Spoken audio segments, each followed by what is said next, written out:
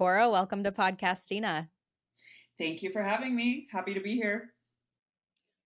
Happy to have you. Do you mind if we just start with a little bit on your background and what it is you do? Yeah, so I am a coach. I specialize in two realms, dating and relationships, and also performance and fulfillment coaching for ambitious creatives. And I started out my professional life as a matchmaker. So I worked for 2 years for a matchmaking company. And in that time, it was just like wild market research, and I heard a lot of things. I heard a lot of interesting things. I saw a lot of interesting things go down. So basically what I would do is I would have clients that I was representing, and I would find and filter and kind of interview prospects on their behalf and kind of get a sense of what they were looking for, what might be a good match, interview people, and then create introductions. So in that time, I got a lot of backstage view into people's psyches when it came to dating and relationships, and kind of like not only the interview process, but seeing, I would get date feedback from the dates when they would happen. So I would be able to read the accounts and speak to both people of what they thought happened and how it went and what they noticed. So yeah, it immensely valuable market research. And I started to realize that, damn, a lot of people are having a pretty bad time.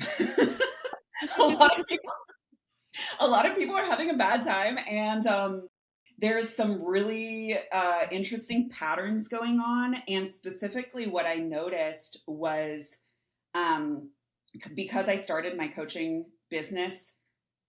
Initially, I was just coaching men. So now I coach everyone who resonates with me. But I do specialize, and I love coaching men in better connecting with women.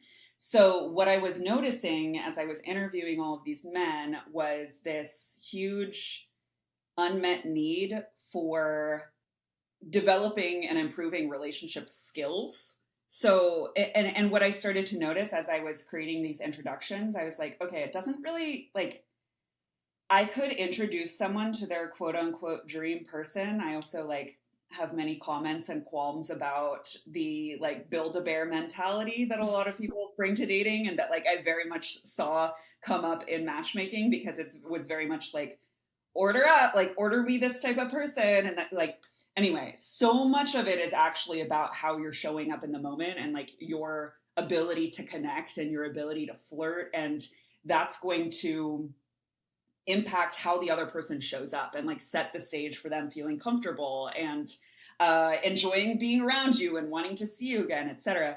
So I noticed that I was like, this is going to be so much more effective, not only in the immediate sense, but also in like the acquiring lifetime skills sense, if I actually just work with these guys to develop the understanding of like these nuanced dynamics that are happening in dating, and develop the communication, dating specific skills, flirting skills, like all, like just all of these very much like romantic specific social skills that were never officially taught. Um, so I noticed that, and then I just noticed this huge desire from men, like so many questions, so many, like a huge desire to know and learn that was very sincere. And at that time, there were not, like, coaching industry was pretty new. Most of the resources that were available for guys who wanted to learn these skills was like pickup artists on YouTube who were preaching these kind of only vaguely, only thinly disguised misogynistic teachings, and also teachings that were much more about like, here's how you like get the girl versus like, here's how you create a genuine connection, where like one could be like, okay, yeah, maybe you get her to go on another date with you, but like, where does that leave you if you don't actually like have the skills to back that up, to like be in a relationship and develop a relationship, and like just relational intelligence, basically. So I decided to start a dating coaching business for men. So that's what I started with, and have been building on that concept for the last 8 years or so. And so initially it was just men. Then I started to coach women as well. I definitely coach queer people as well. I'm bisexual, but I always like to put forward that there's going to be nuances of queer dating that I'm not as privy to. But a lot of what I teach and work with people on is really like human. It kind of applies across the board, but there are, of course, like specific nuances and dynamics around hetero dating between men and women that I have more lived insight towards. So, No, that's what I wanted because I was gonna be like, "Well, what makes your approach different?" And you told me, so I can get straight to the the meat and potatoes here. very good. Is there a piece of dating advice that clients used to bring to you that maybe they heard somewhere else that made you cringe? Yeah. Oh, that's such a good question. Many, many. Let me think about which one I want to double click on. Um, so, see, something that I don't like, that I don't think is very helpful, is when people say, uh, it'll find you when you least expect it. Like love will find you when you least expect it. I get what they're saying and I get the kernel of truth in that. But what I do in all of my coaching and like dating specific here is I really want people to connect to their sense of agency and the reality that you're an active participant in every dynamic you're experiencing. You're not just like a passive bystander where like dating, and I put that in quotation marks because I think it becomes this like boogeyman entity sometimes where like dating is happening to you, right? Or like, oh, dating sucks, dating, blah, blah, blah. It's like, actually, there's a lot that you can learn, develop, and do in your active participation, connecting to your own agency to influence and impact the quality of your dating experience and the quality of the connection you're feeling.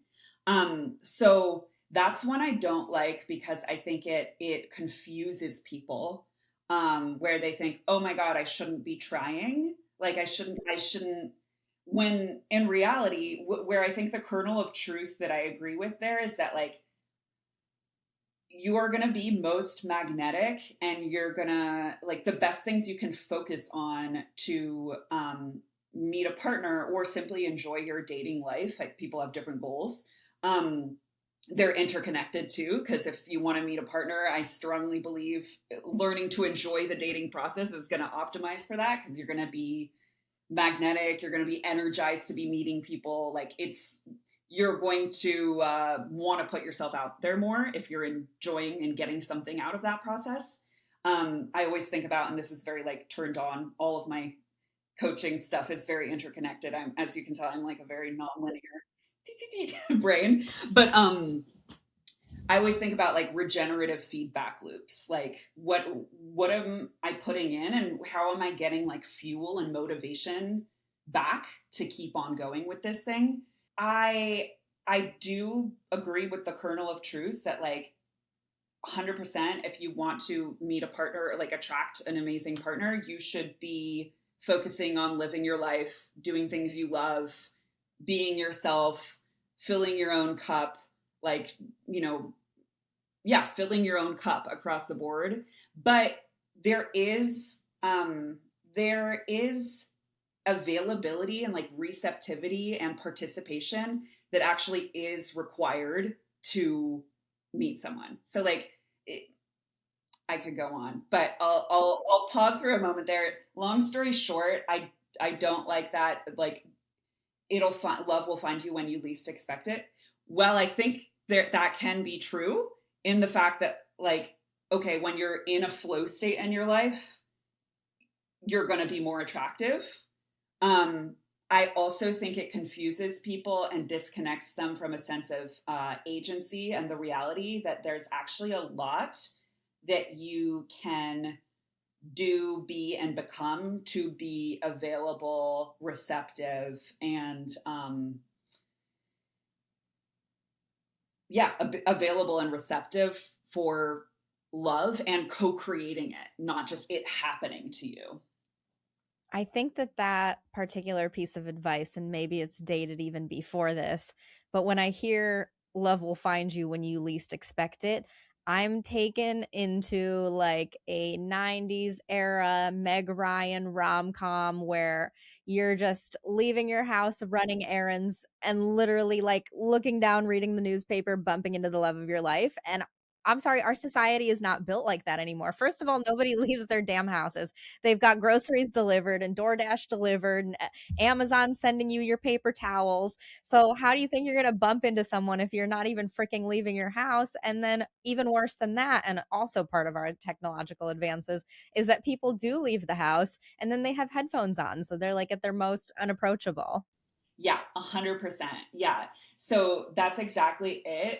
And what you just spoke to touches on something that I think we really need to shift with dating culture, which is like so many other arenas of life right now. We have a convenience culture. We DoorDash stuff, we blah, blah, blah. It's like, how can I just like outsource this? So like when I was a matchmaker, that's literally the company that I worked for. That was their marketing language. It was like, outsource your love life. Um, and I totally believe in creating as many channels of possibility as infinitely as you can to for someone to come into your life and for you to, but to your point, you have to actually like look up. You actually have to like say something. You actually have to say something back. You actually have to participate and like be available and be in your like present external environment in order for that to happen. So I feel like the root of so much frustration and dysfunction in modern dating culture is that so many people are trying to treat love like they're trying to address this or like quote solve this problem from the lens of a convenience culture when love takes risk, right? Like not only does it take risk, and I call them like at least initially micro risks, these little micro risks to say hi. You don't know what's going to happen afterwards, right? It's very similar to like improv comedy or improv theater. And I always like to remind my clients too that we forget socializing as an improvisation. Like you have to be present and you have to be playful. And what makes something a scene, so to speak, interesting is when it starts to veer into territory. I call it like going off script, where it, like flirting, for example, is it's like a mechanism. It's a social mechanism for actually like creating discomfort and tension where in so many other areas we're taught to diffuse tension as much as possible, make things as comfortable as possible. Like flirting is this really unique realm, and like dating, building attraction in general is this really unique realm where you actually want to like generate discomfort and tension, like sexual tension, right? And like have the other person like a little bit off balance and like a little bit intrigued. Like that's what actually starts to generate this excitement and this intrigue that like is attraction. But in order to do that, we have to risk feeling vulnerable. We have to risk potentially getting rejected. I have thoughts on that too because I think Mhm. that we really build it up in our heads to be way bigger of a deal than it actually is in reality most of the time. But we have to be willing to, step forward and put ourselves out there or suggest connecting in a certain type of way without knowing for certain how the other person or if the other person is going to reciprocate. And that's not comfortable. That's not convenient. And it would be so boring if it was. Like, because that, like, actually attraction exists in this energy, and love exists, especially like developing love connection exists in this realm and this energy of like arousal, right? Which is not, you probably heard, people often say that like physiologically fear and excitement are pretty much the same. It's just Mhm. how do we label the sensation? Like, I think that line of thought can really transfer to the attraction, arousal, like discomfort of, like, you could call it fear, you could call it discomfort, or you could call it excitement, arousal, intrigue, attraction, right? But so many people are having just a really uninspiring time because they're trying to take all the risk out of it. They're all trying to take all the vulnerability out of it. And even dating apps too, like, I have many things to say about can be a very powerful tool, right? I see it very similar to social media where it's like, okay, here's a very powerful tool that you can do amazing things with, that can connect you to so many people, that can totally change your life for the better, and also can be very negatively correlated with poor mental health, or rather, I guess the inverse of that. Whatever. It's bad for you. It can be very bad for your mental health, right? It can be very. There's tons of research on this.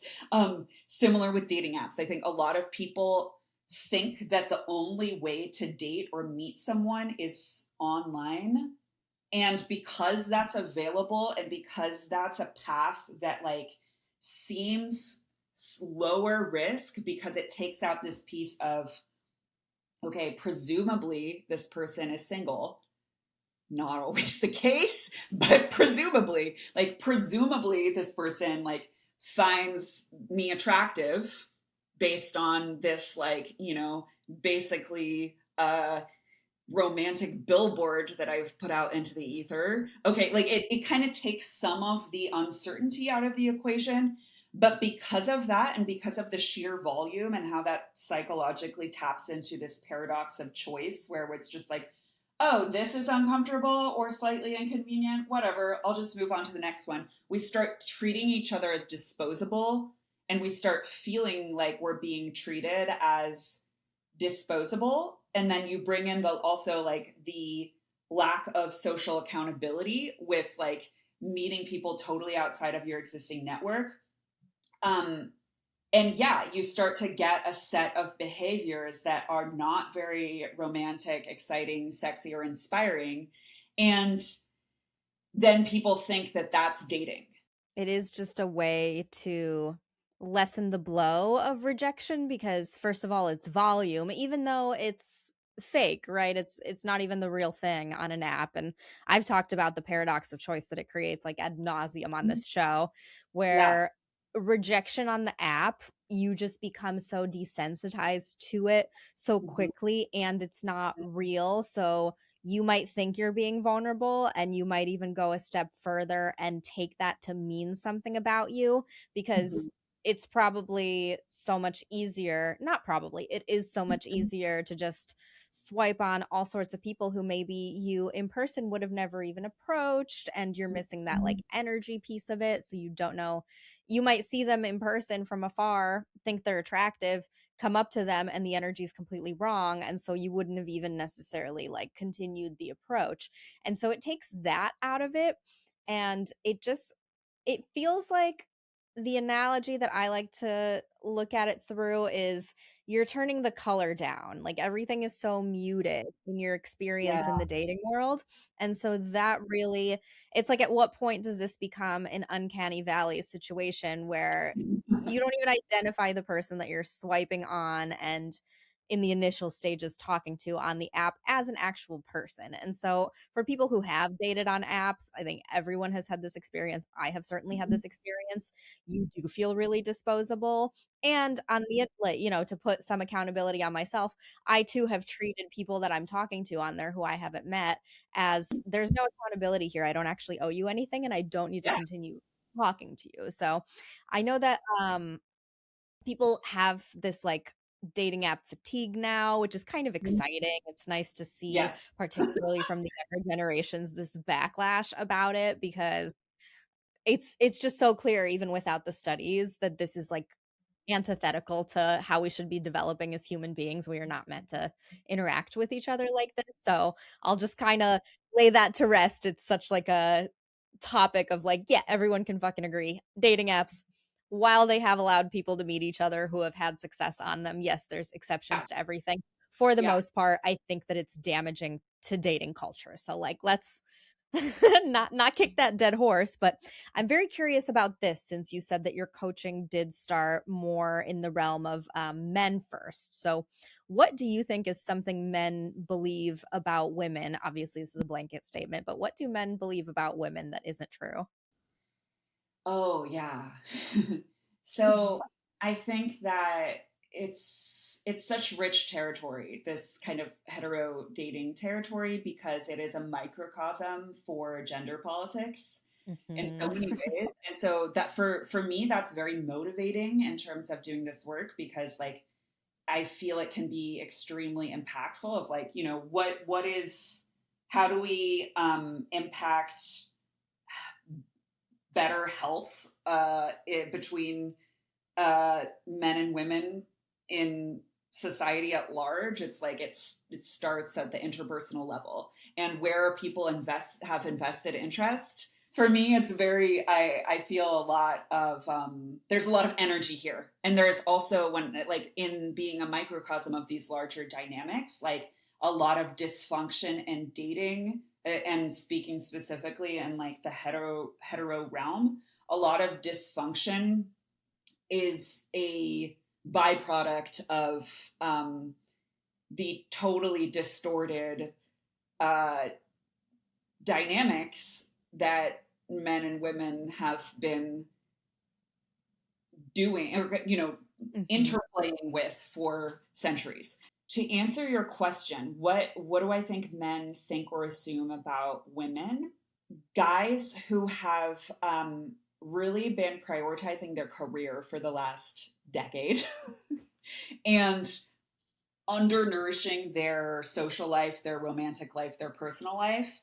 And so they find themselves in this position where they have a very developed um, sense of confidence and competence professionally, and that there's a tension with that where they actually feel an underdeveloped sense of confidence and competence relationally and romantically.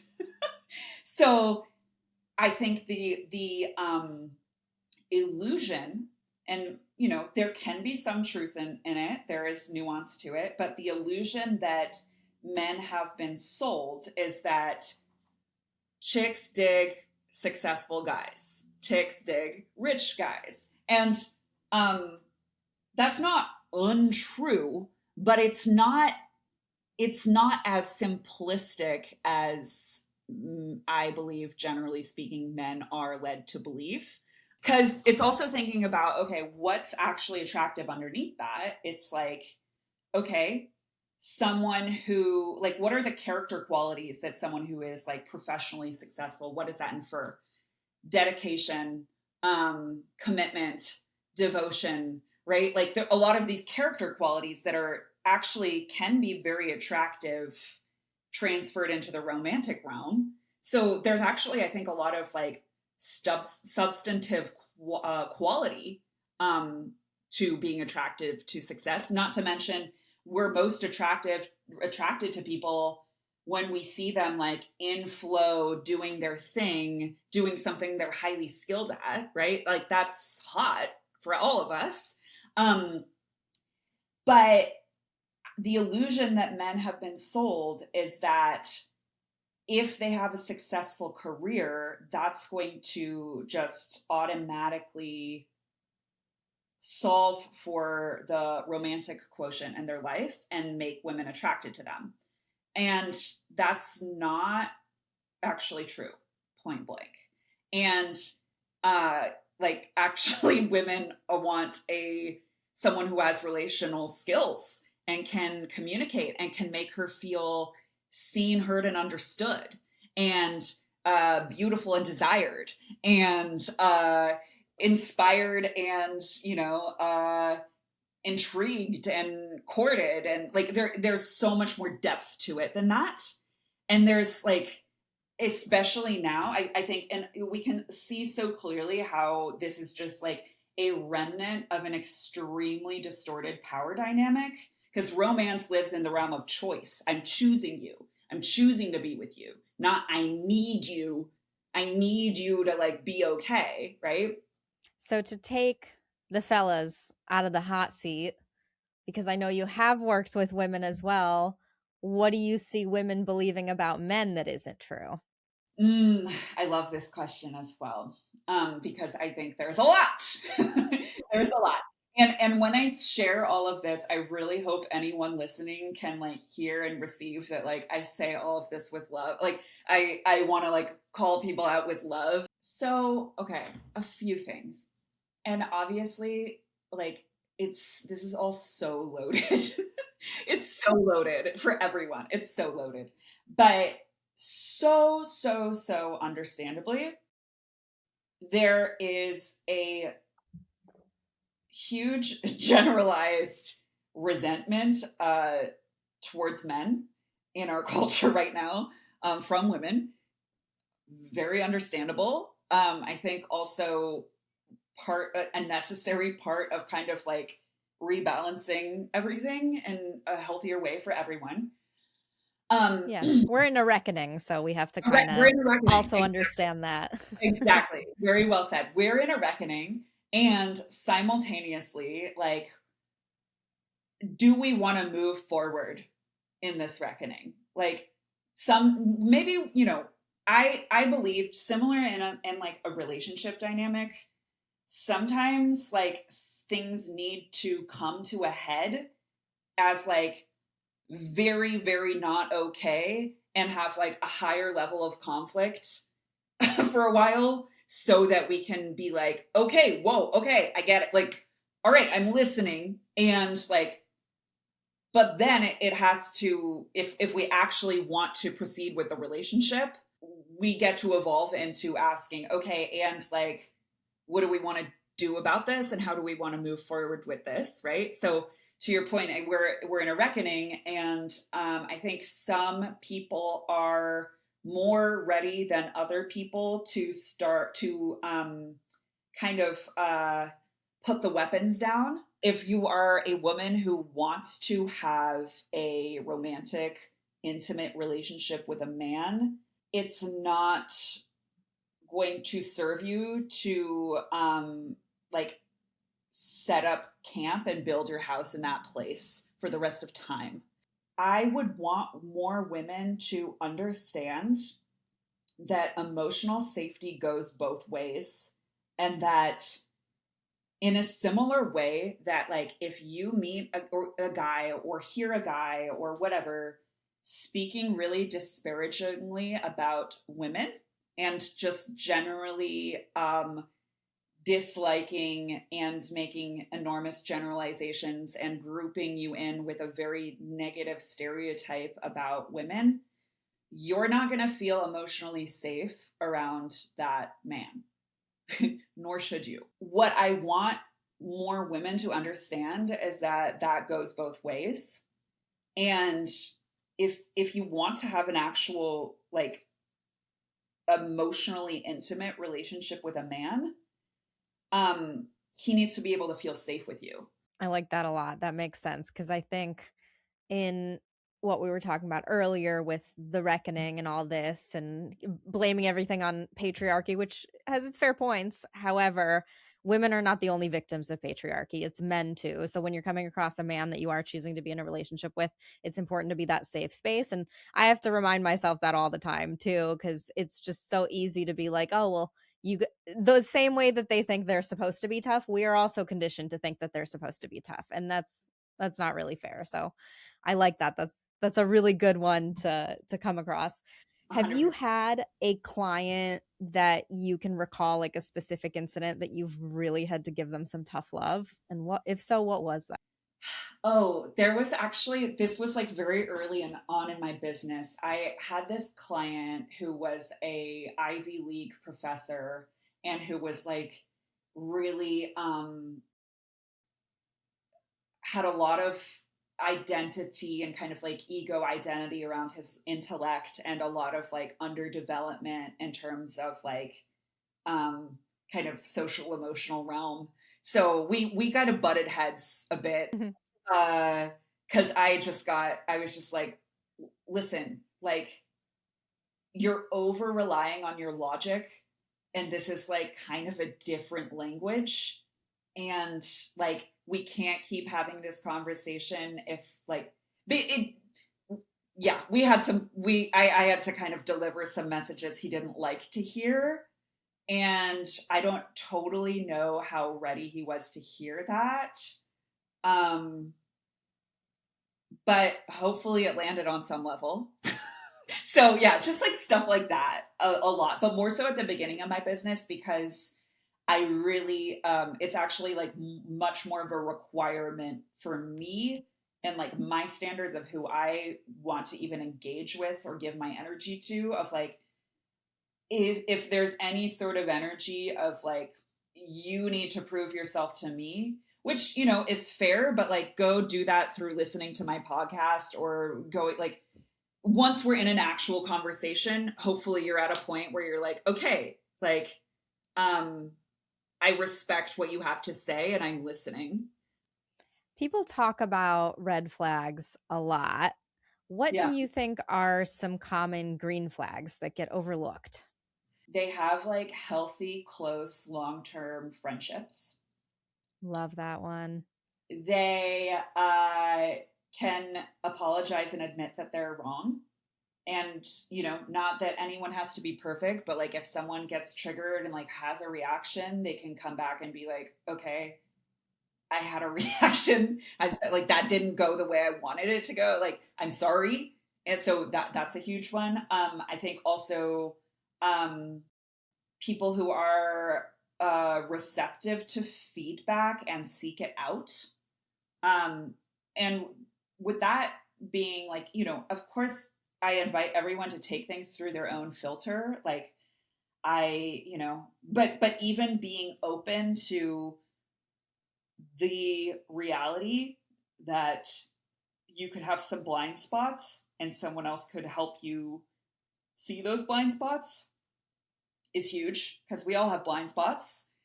And so, not being too proud to admit and take accountability and seek out ways to illuminate their own blind spots, whether that is through therapy, trusted confidants. With like, there's so many ways that someone can um, actively have seek to have their blind spots illuminated. So I think that is a huge green flag. And I also think like someone who has creative outlets, someone who has creative outlets because they're transmuting emotions, they're expressing themselves. It's like not, it's also just attractive. But yeah, huge green flag. All of those are fantastic. The creative one too, because it shows this willingness to be vulnerable, because anything creative, especially when you're new at it and maybe when you're old at it, you're going to be bad at it.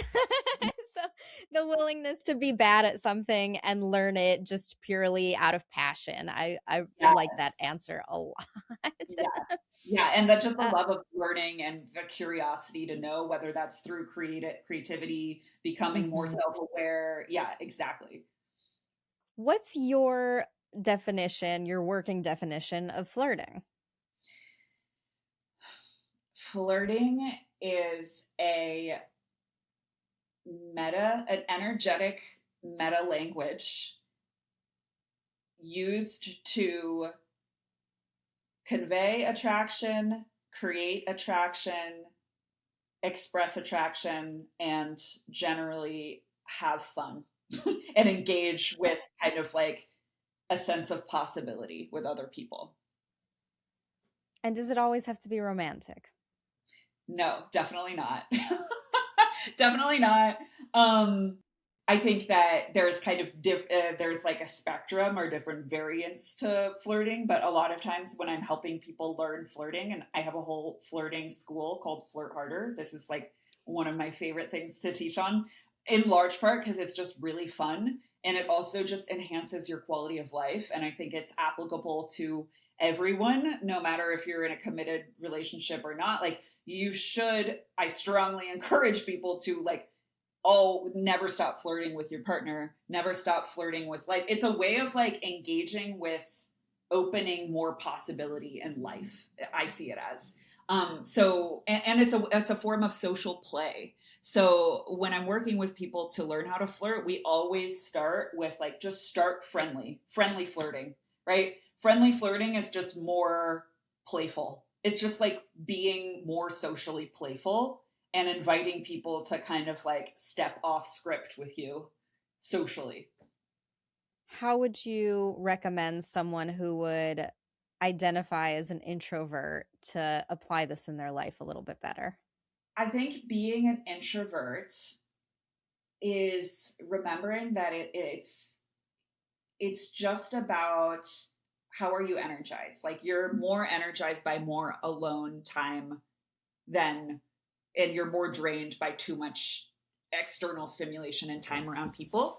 So it's just kind of maximizing the social bandwidth that you do have when you do have it and bringing more sense of play in those settings and also thinking about like um what are environments or activities or practices in your life that you can do more of or make a point to kind of like socialize in these contexts that help you feel more playful. But I also think like introverted people are playful. Like it's not it's really I think the thing there is that maybe, you know, there's less appetite for talking to strangers all the time, right?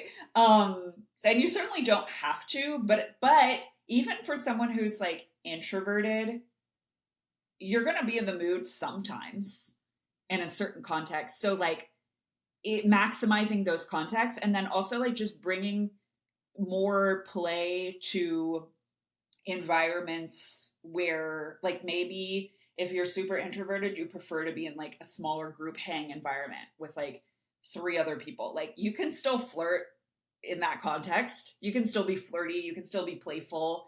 And I think flirting too and going to the realm of like from the friendly end of the spectrum to the more like romantic sensual end of the spectrum, a lot of it too is about like embodying and expressing your romantic self in an outward way.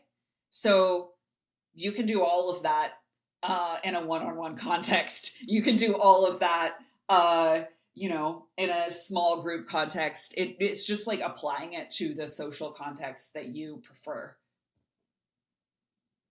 I always get made fun of, and I consider myself kind of an ambivert, I guess, a little bit of Yeah. this, a little bit of that, but Yeah. I've been told that I don't know how to flirt, and I agree with that. And so whenever I'm like, "Oh, I have a crush on this person," it's always like I've seen memes that make fun of me and people like me where I'm like literally looking in a different direction and my crush is over here and I'm like, why can't they tell that this is me flirting? Like it is Right. just the most subtle thing. And so it's not receptive to anyone other than me. It's like just me being awkward on the inside, like a little duck paddling underwater. They seem calm on the surface and inside they're just paddling as fast as possible. And so if someone is like me and they know they're bad at flirting, they know that it feels tremendously awkward, almost like unbearable how awkward it is. Yeah. How can we really get like do we need an outside person to assess are flirting, whether the ability is there or not? What's a good way to actually assess where we're at with this particular skill set? Yeah, 100%. So, first thing is that I always encourage people to embrace the awkwardness. Like flirting is awkward. Like it's awkward. It is kind of like what we are talking about at the beginning of the conversation that it's actually supposed to be awkward. Like it's supposed to be like someone drops their number on a napkin or whatever and then you're like like that actually is the energy of infused in flirting is like awkwardness and excitement and like like that's okay. So I think that's the first thing I would say is that like you don't need to not feel, you don't need to get rid of your awkwardness in order, your feeling of awkwardness in order to flirt. um so that I think can make it more approachable because it's like you don't need to become someone else. You don't need to like, you know, defeat this dragon or whatever. It, like actually your awkwardness gets to come with you and like that is part of flirting. Then what I would say is that kind of I call them, I name them these four functionalities of flirting. It's to have to gauge attraction. So you're kind of hitting on someone to kind of gauge, okay, how do they reciprocate? Are they picking up what I'm putting down? Like what happens if I start to edge the dynamic in that direction? Do they roll with me or do they neutralize, right? Do they amplify or do they neutralize? So gauge attraction, um, express attraction. So that would be kind of like what you were saying of like, okay, does this person even know that I am trying to flirt with them? Like, it's kind of breaking the fourth wall of like the function, the purpose of the flirting is to convey to this other person, I find you attractive in this kind of weird meta language way that we do, or quite literally, right? Quite directly. And then the third function is to create attraction. Because, like, when someone starts flirting with you, what's happening is that they're interacting with you from their romantic self. So you're being able to see them in a potentially romantic light because you're seeing, oh, this is a person who like experiences and expresses romantic attraction. This is like a potential, like you're getting to see that aspect of them, which gives you the opportunity to then potentially become more attracted to them. And then fourth functionality is to have fun. So what I would encourage actually for someone like you or a friend, anyone listening who might relate, is actually to lean into being more of having like more of a direct flirting flavor. So I call them like your different flirting flavors. So I have my notes for this conversation. Yes. Yeah. So there's four energies to flirting: power, play, presence, and pleasure. So flirting is, it's always going to be some sort of blend of these energies, and everyone, it's kind of like, people have different flavors of charisma. People have different flavor. People have different like senses of humor. Different like stand-up style, right? Like you're also going to have your own style when it comes to flirting. So I think the easiest place to start is actually just being more sincere and more direct. So I would lump those into like power and presence of those four energies of like, if someone is just like, wow, honestly, I just find you really attractive. And then they hold the tension and it's like awkward and uncomfortable. But again, we want the tension. We want to hold the tension, right? Like, okay, that's sincere. It's also kind of a power play. It's in that power energy because it's just kind of a boss move just to be direct and overt, right?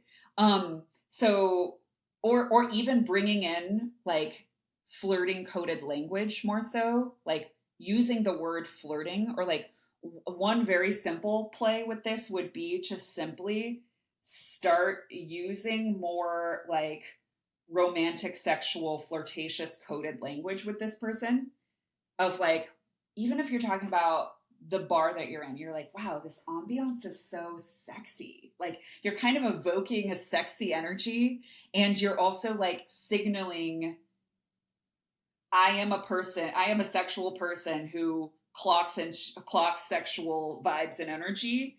It it like allows the other person to see you more in that light. So that's what I would recommend of like, if it feels like so mysterious and just like, oh my God, what do I even say or do? Literally just start using more flirt, like, or even be like, are you flirting with me? Like just literally just be more sincere and direct and overt as your flirting strategy would be my primary suggestion. And if that feels like so scary, start with using like flirting coded, romantic coded, uh, sexy coded language to refer to things that aren't necessarily that person, but to kind of start evoking those energies in the room and getting them to start to kind of clock you and see you in that light. That actually is very effective for like bringing in flirtatious energy into the conversation, even if you're talking about the room, even if you're just like, oh my God, that jacket is so sexy. Like it's a little bit lower risk because you're not saying, oh wow, you're so sexy in that jacket. You could, but if that feels like out of reach, that you're kind of inching in that direction, but you're not even referring to them specifically, but you're starting to evoke those energies between you. Those are all really reasonable things. And then when you say even just peppering the word flirting or just peppering sexy, Mm-hmm. even if you do it to this kind of ambiguous, oh, that lamp is sexy or whatever, like do Yeah, it about your environment, that does feel safer. And yet it still feels really intuitive, where it's like, oh, okay, this, as you're telling me, I'm like, that does feel flirtatious. Cause I think yeah. for a lot of people, this behavior is probably a little more, it comes naturally to them. And I don't even know if they're cognizant that they're doing it. It's just some people's like natural charm and charisma. And it's just like they're operating that way. They're not going, oh, I'm about to flirt. It's not this like literal, I'm changing the channel, I'm about to flirt. It just seems to happen so naturally. So I Yeah, appreciate that take yeah. on it and that advice because it sounds literally just so simple.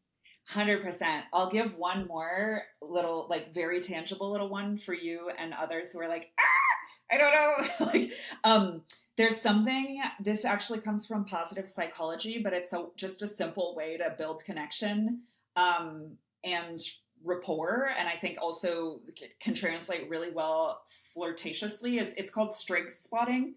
And literally all you do is you like, as you're noticing a quality about someone that you like, and you could start with a character quality, right? It doesn't have to be physical. Like both they can all be flirty, but like what is flirty is, like I said, it's expressing and conveying interest, and like you're saying, hey, like I see you, right? So strength spotting is literally as you notice like a strength in a person, you just acknowledge it.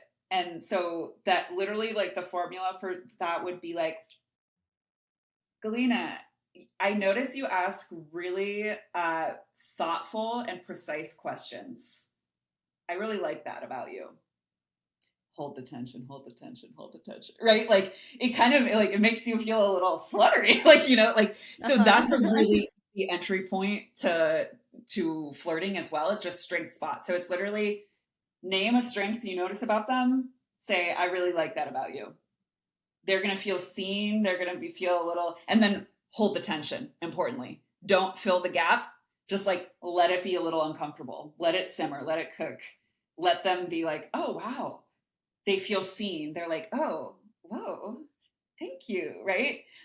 So that's a super super easy entry point way to flirt too, and like the way to dial up the flirtiness on that would be to make it a more kind of like to actually say that's really attractive. That would be a little bit more bold, right? To be Brave. like, Jeremy, whoever Jeremy is, Jeremy, it seems I noticed that like you're so committed to your friends. You love your friends so much, and you could say that's really cute. That's like a little bit safer, or you could be like that's really attractive to me, right? That's a little bit more like you're literally being like I find you attractive, but like it's a little bit softer, more sincere energy, and you can kind of dial it up or dial it down depending on your comfort level and depending on it's a way to gauge, right? So number one functionality, gauge attraction. So you're like you notice how do they respond? Do they then like flirt back a little bit, right? And that would be literally just them like expressing interest and attraction and admiration of you in some way, and or like playing, or like that there's so many ways to do it. But yeah, that's a really kind of easy entry point as well. Well, I so appreciate how absolutely digestible and informative and uplifting this conversation has been. Cora, if people want to know how to work with you or learn more about what you're doing, where should they go? Yes, yeah, this is so much fun. You asked such great questions. That Thank was a you. true strength spot. So you can find me on Instagram at the Cora Boyd, on TikTok at the Cora Boyd, website thecoraboyd.com, THE. And you can listen to my podcast, Pillow Talk Radio. And then I have 2 coaching memberships. So if you want to coach with me, you can join Magnetics Love School. You can do my flirting school, Flirt Harder. And or you can join my other coaching membership, which is performance fulfillment coaching for ambitious creatives, Turned On. Amazing. Well, thank you again for having this conversation with me today. Yeah, thank you for having me. So fun. And thank you, everybody, for listening. Bye. If you know somebody that would enjoy this episode, feel free to share it with them. And thank you for listening to Galina Ravina Podcastina, the show where I try to be the person my dog thinks I am. Don't forget to hit that subscribe button so you never miss an episode. See you on the next one.